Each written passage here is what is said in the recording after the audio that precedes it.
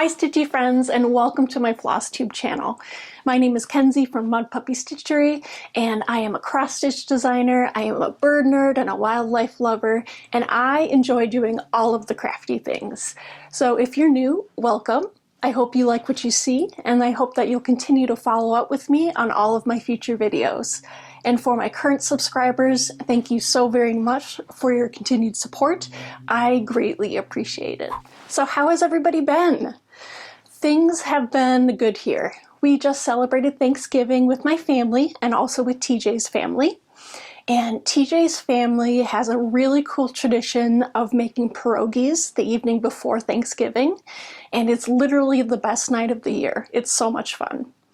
And then we have a more traditional Thanksgiving meal at my parents' house. So it was wonderful to have some time off to rest and to do some dedicated crafting time. I always think of Thanksgiving break as a craft extravaganza because we've got Christmas right around the corner and I need to make some handmade gifts for some friends. So I'll show you what I made in a little bit. But it's gotten pretty chilly here in Minnesota with just a little bit of snow. And I have a trip coming up mid-January to visit some friends in Australia where it will be full-blown summer there. And I cannot wait to get out of this cold and soak in some sunshine. So just as a forewarning, this video is going to be full of lots of different types of crafts instead of strictly cross-stitch, because doing both was making me happy these past couple weeks. But if you're a new viewer, my channel is mostly focused on cross-stitching and you'll see more of my whips in my next video. With that being said, let's start out with a fully finished cross-stitch piece, and this is Strawberry Bird by the Blue Flower. I was really struggling with trying to figure out how to creatively fully finish this, and I wandered around Hobby Lobby for a long time trying to get some inspiration. But this pre-stained wooden board ended up being the perfect size, and so I mounted my piece onto craft board and I trimmed it with the white pom-pom and glued it on there. And I really like how it turned out. I think it's a nice clean finish with which suits the design a lot. So this was stitched on a gorgeous dark pink fabric from my Vintage Needle Arts on Etsy, and I wanted to showcase as much of it as I could fit on this board. Usually I would frame it a little bit closer to the design, but this ended up just working out perfectly. So this was started on New Year's Eve of last year and finished on November 18th of this year. And I just love these beautiful cedar wax wings that are showcased on the design. They are just beautiful, and I am so pleased to finally have this finished. Up next, I have a huge finish that I am extremely excited to show you, and that is 100 Owls by Owl Forest Embroidery. And here it is. So this is a free pattern that you can get on their website, and I'll make sure to link it down below, of course. But I started working on this August of 2021, and so it is one of my oldest whips. And this was stitched on an 18 count moss by my Vintage Needle Arts on Etsy. And it's this lovely light green color, which I absolutely love. And I only used DMCs for this one, and used most of the recommended colors, but swapped a few for ones that I had in my stash. I really loved working on this, and it shouldn't have taken this long to get it done, but it was mainly this year that this became a focus piece.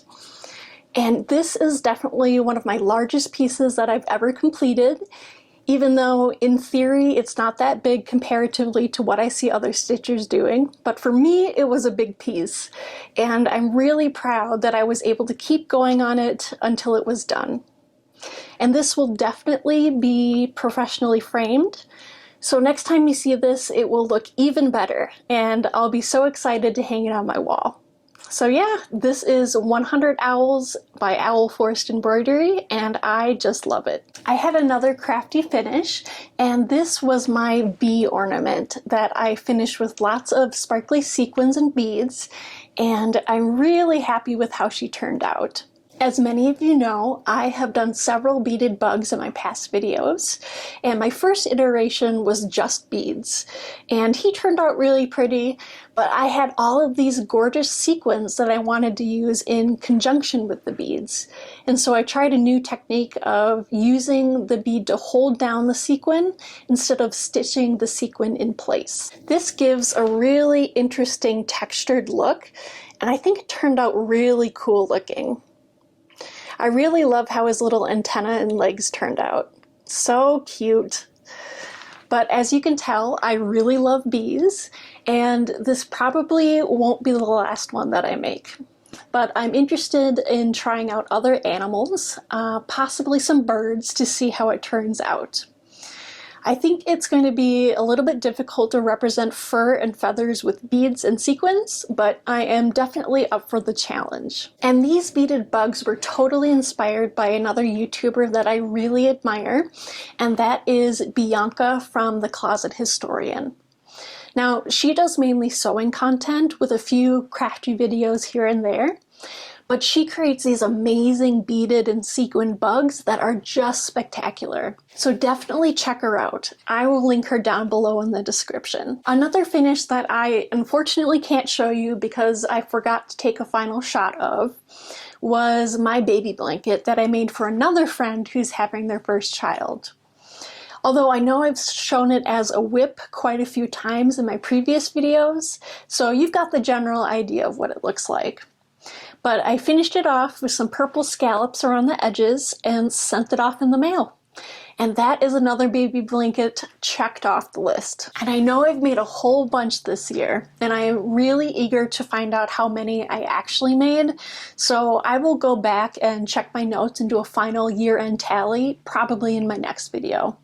So I apologize for being a horrible YouTuber and not taking any pictures of the final product, but I wanted to mention it that I had finished it and sent it off to its recipients. My next finish was a new design that's currently out in my Etsy shop called Barred Owl Blueberries. And I am really excited about this new release, and I'm pretty happy with how it turned out. So this is number 5 out of 6 in my Raptors and Fruit series, and this features the barred owl, which is one of my favorite owls. This was really fun to design, and I've included quite a few little critters in it that they like to eat, so like a frog, a snake, a rabbit, and of course the mouse. So the next and final raptor on my list is called a kite, which is not a very well-known type of raptor, but they are absolutely beautiful. So it will be so exciting to have the full collection of raptors complete. And my last fully finished piece is another macrame bat that I made for a friend, and we'll be giving it to them for Christmas. So this is the first one that I made, and I'll actually be making a third one for another friend as well. So these are so much fun to make and are absolutely adorable, and I am eager to find more macrame animal tutorials. But I'll be sure to link the tutorial that I followed in the description box. It was a really well done and easy to follow video, so I would definitely recommend it. Before I hop into some more cross-stitching and crafting plans, I'd like to move on to another segment I like to call Wildlife Minute, where I give a little talk on wildlife, biology, animals, or anything that strikes my fancy. So hopefully you'll learn something new, and it will encourage you to take a deeper dive into the wonders of the natural world. But if you're just interested in the crafty stuff, feel free to hop to this time point. Well, hello again. Wildlife Kenzie here. Today I wanted to chat a little bit about cedar waxwings, especially because they're featured prominently on my finished piece called Strawberry Bird. So let's find out a little bit more about these elegant and very distinctive looking birds. Both the male and the female look similar, with a light sandy colored head and chest, a yellow tinted belly, and a dark eye stripe. The tip of their tail is also a bright yellow, but can occasionally change to an orange color, depending on the type of fruit that they eat. With that being said, their diet is mainly fruits and berries, and that includes some that we like to eat as well, like strawberries and raspberries. Other fruits include mulberries, cedar, wild cherries, mistletoe. Just about any plant that produces some sort of fruit, they'll likely eat it. And in the summertime, they will also eat flying insects to help supplement their diet. Cedar waxwings, among other birds and mammals that rely on fruit within their diets, will sometimes become drunk, literally intoxicated off of berries that have started the fermentation process. And this process usually happens in late winter or early spring, with the temperatures dropping and then warming quickly. Kind of within the same vein, the temperature fluctuations increase the sap flow within trees, and we can drain some of that excess sap and then boil it down to make maple syrup. So both humans and animals enjoy a tasty treat towards the end of winter thanks to the irregular weather patterns. Cedar waxwings have a similar looking but larger cousin called the Bohemian waxwing, and their ranges sometimes cross. But cedar waxwings are much more widespread across the US and into Canada. But all in all, pretty difficult to tell apart unless they're sitting right next to each other or you're an expert birder. Cedar waxwings are birds that I don't often get to see, so when I do, it's something really special. So I really hope you enjoyed today's Wildlife Minute, and let's head back to the stitching. One of the whips that I've worked on within the past couple weeks has been my Australia sampler. And this is one of my first designs inspired by my trips over there. So this is what it looks like. And you can see it's on this gorgeous 18 count fabric called Muted Sedona by Fiber on a Whim Fabrics. And the floss colors just pop off of this fabric. What I worked on this time was the red-bellied black snake in his frame right over there, and I think he turned out really nice. And this has been such a fun stitch with all of the bright colors, and I think with the borders it's really gonna pop. I will actually be taking this piece on my trip in January, so we'll see how much I actually get done. But I'll have to do the poke and stab method, which isn't my preferred method of stitching. I actually prefer to stitch two-handed on a Z-stand, and that seems to work the best for me. So it will be interesting to see if my stitches look slightly different and how much I can actually get done, because there will be a lot of travel time. But this was started August 11th of this year, and I'm just going to keep plugging away at it. Another project that I started and am almost finished with is this crochet cardigan. And you can see I've only got one sleeve left until it's done. I got a little obsessed with it, and it's been a nice break when I'm too tired to cross stitch. So this pattern is from a video tutorial from AC Crochets, and I will definitely link her down below because she's got incredible tutorials with a lot of variety. I'm not completely crazy about the yarn that I chose. I didn't realize it was going to end up so stripy. And I don't think the fit is perfect, but I'm continuing on just to prove to myself that I can do it and that I can finish it. And I will most definitely be retrying this pattern several times to try and perfect it, because it's been really fun and really quick to stitch up. So not perfect, but done is better than giving up. I had actually really messed up the back by making it too long, but I didn't want to completely restart because I had put too many hours into it at this point. So in order to cinch the back to the correct size, I'll be putting a little dart here in the excess fabric with a sewing machine. And I don't think it will be too noticeable on the other side.